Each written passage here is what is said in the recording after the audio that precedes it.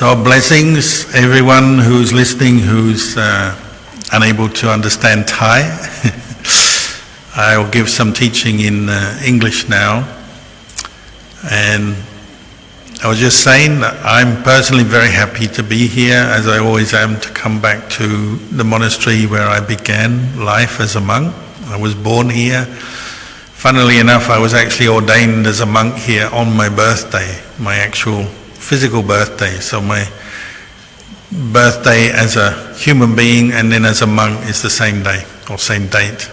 So very easy to remember. But coming back here every year is always a joy for me because it helps me to remind me of my teacher, Chah, and the place, and then the Sangha of monks, nuns, laymen, laywomen who practice here, and the visitors. And many things I notice haven't really changed. Lumpur Chah passed away 34 years ago, and the monastery's actually been here 74 years or something since 1954, 72 years maybe. But some things haven't changed. People often talk about how in the old days everything was difficult, there's no electricity, no running water, and all that is true, but the way of practice hasn't changed. The respect for the Buddha Dhamma Sangha, the practice of mindfulness in daily life, the importance of sila or keeping the vinaya in the monastic form hasn't changed. The emphasis on training the mind to abandon unwholesome dhammas, cultivate wholesome dhammas hasn't changed. And so perhaps that's one thing that makes me happy when I come back here. I see that, and I see it's still a good place to practice. When I was a young monk, a journalist came to the monastery and they asked me, what did you learn from Ajahn Chah or from being a monk in Ajahn Chah's Sangha? And I said, well, the first thing I learned was how to bow properly. Obviously there's many ways you can bow, but in Wat Pah Pong you learn how to bow, what we call the 5-point prostration. You bow down, your forehead, your palms of your hands and your elbows on the ground together with a straight back. They said, how often do you bow? I said, about 50 times a day. They said, really? I said, yes, because when you bow, you do it every time you enter the meditation hall, before you leave, every time you see your teacher before you leave. Even if you're going back into your hut in the forest, you bow. Before you leave it, you bow. So if you're going to the toilet, you bow. And then you come back from the toilet, you bow. Before you go to bed, you bow. When you get up in the morning, you bow. This is how Ajahn Chah taught. He said you have to learn how to bow because you're bringing your body down and at the same time you're lowering what we would now call your ego. But in Buddhism we say your ditthi mana. Ditthi is your self-view, mana your conceit. And bowing is a very simple and obvious way to lower that by physically lowering yourself. You can also do it by putting your hands together in Anjali, and that's useful in some situations. But actually physically bowing is very helpful for bringing yourself to the present, your mind to the present moment, and lowering some of this conceit and attachment to self-view that we carry around with us and causes us so much suffering. And I said they emphasize this a lot in Ajahn Chah's monastery when I came here. If you didn't bow, they always said, why aren't you bowing? Or if you didn't bow properly, they said, why aren't you bowing properly? So you learn how to bow. But I found it very helpful. And maybe it's not everybody's cup of tea, but for me I found it a very useful way to bring up very wholesome mind states. It helps you to respect Buddha, Dhamma, Sangha, reminds you of the teacher, helps you to respect the teacher. And when we say respect, what respect does, it clears the way for you to receive more teachings and more good things into your heart. Because of course if your self-view and conceit is very high and very strong, it's like that forms a wall so you can't receive the Dhamma. So my guess is this is why Ajahn Chah emphasized learning how to bow as the beginning of your practice. It's not just for monks, it's for lay people as well. Like you'll see there's a sign at the beginning of the monastery, it says when you come into the monastery, this is a place of respect. respect for Buddha, Dhamma, Sangha, respect for other practitioners, respect for the trees, the animals. And in the old days, when I first came here, people would show respect. They'd take their shoes off when they arrived at the monastery. Now everyone drives in, so you don't think of taking your shoes off. But in the old days, they walked here often or came on a bike, so they would take their shoes off, and monks would as well. It makes you respect the place. It makes you think every square inch of the monastery is a monastery. It's a place offered to the Buddha. It's sacred, you could say, or holy. That's not something that anyone is enforcing on you. It's something you just think of, or quite naturally it comes up in your mind, and you become very careful, very mindful. ไม่จับเงิน มีทายกช่วยไหมทายกมาช่วยหน่อย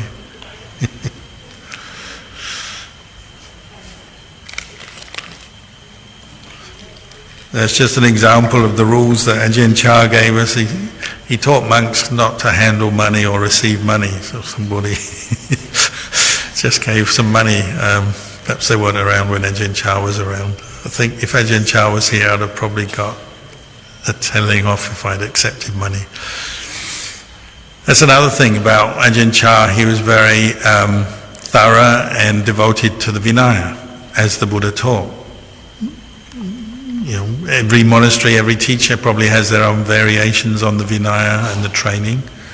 But what I understand from Ajahn Chah is very thorough and sincere in following the rules, all the rules. So things like not handling money, which to this day still causes surprise, as you can see. Even in Thailand, Thai people still want to offer money to monks. It's kind of standard. In fact, actually, some of the only times Thai people have been angry with me is when I refuse to accept their money, which is very strange. เข้าใจไหม อย่าไปโกรธพระถ้าท่านไม่รับเงินนะ ท่านก็พยายามรักษาวินัยนะ อย่าไปโกรธท่าน The Vinaya, Luang Por Chah said, is the foundation, the solid foundation of our practice. And so all these little rules and bigger rules, they're very important for us to learn and then to keep. And it brings us a happiness. This happiness you get from keeping, whether it's the 5 precepts, 8 precepts, or the Vinaya of the monks. It gives you a lot of happiness. It's freedom from remorse. You know, you may not be perfect in your mind. You may still have greed, anger, delusion, confusion. But the rules are things you can learn and remember and practice every day. And once you get into the habit of that, it brings you a steadiness of mind and an inner peace and inner happiness and a lack of regret. So not only do we learn to bow, but we learn to keep the rules. And it's another thing that journalist asked me. They said, how do you practice as a monk? I said, well, we just learn to keep the rules. And the rules are many, hundreds in fact. But you just learn them as you go along. And as Ajahn Chah used to say, you have to learn how to have the right attitude. Your attitude is that you want to keep them. You may forget rules sometimes, and so you have to be reminded by another person, or you remind yourself, or you may even forget and then have to correct yourself later.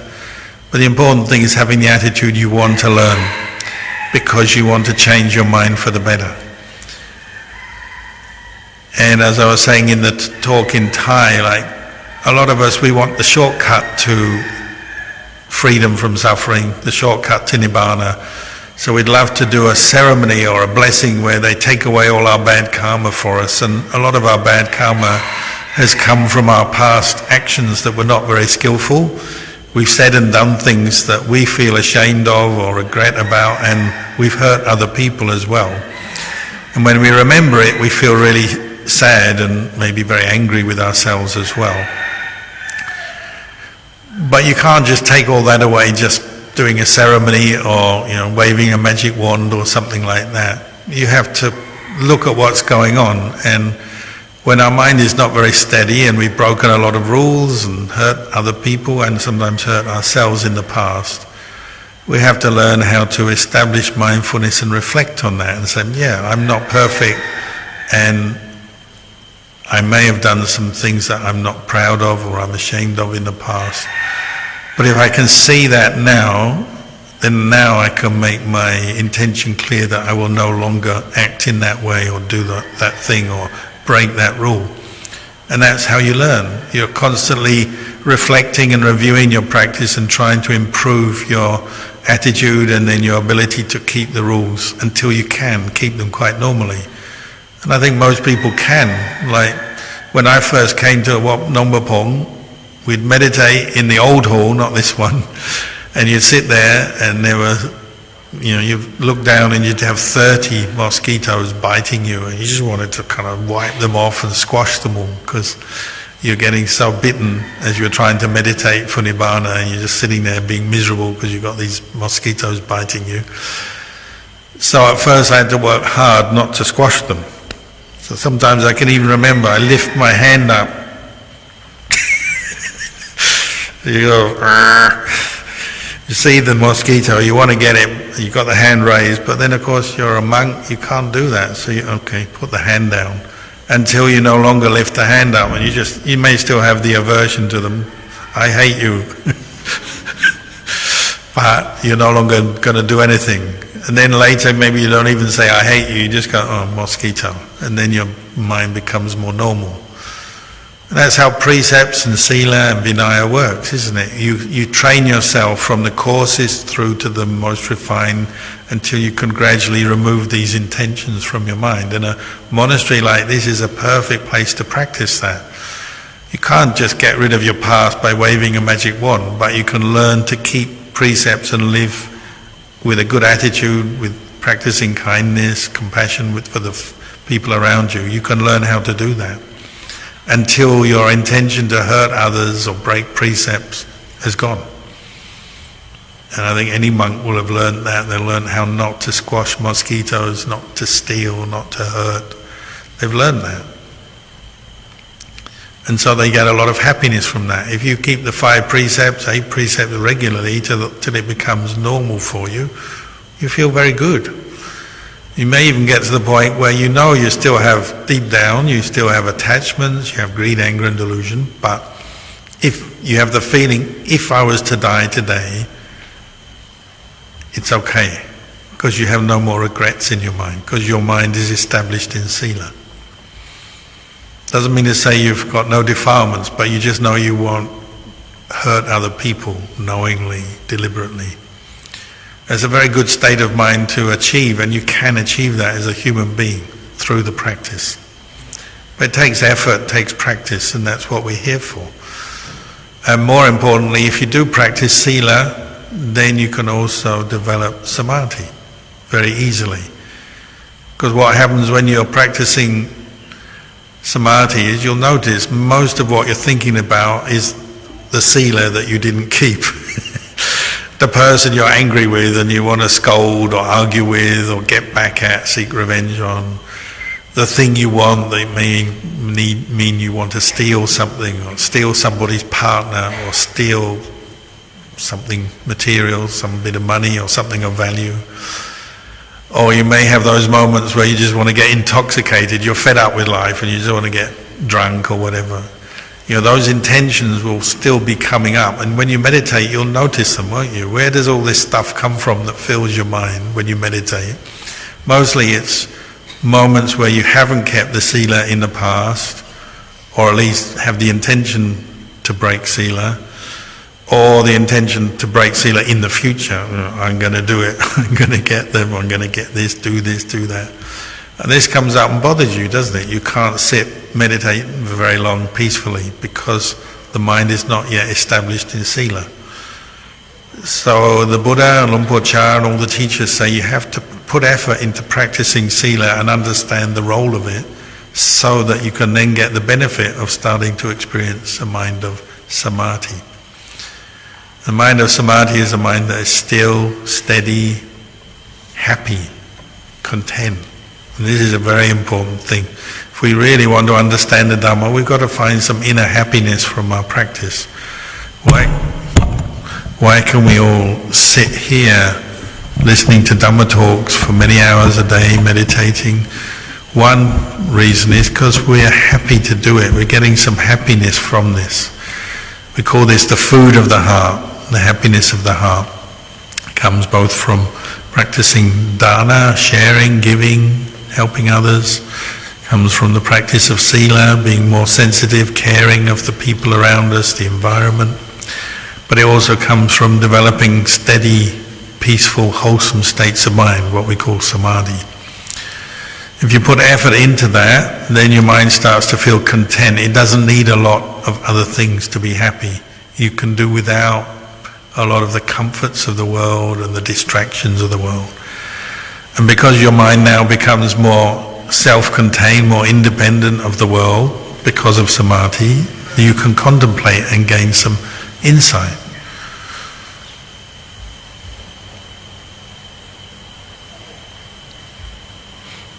The Buddha always said, when you perfect sila and develop sila, samadhi is the fruit.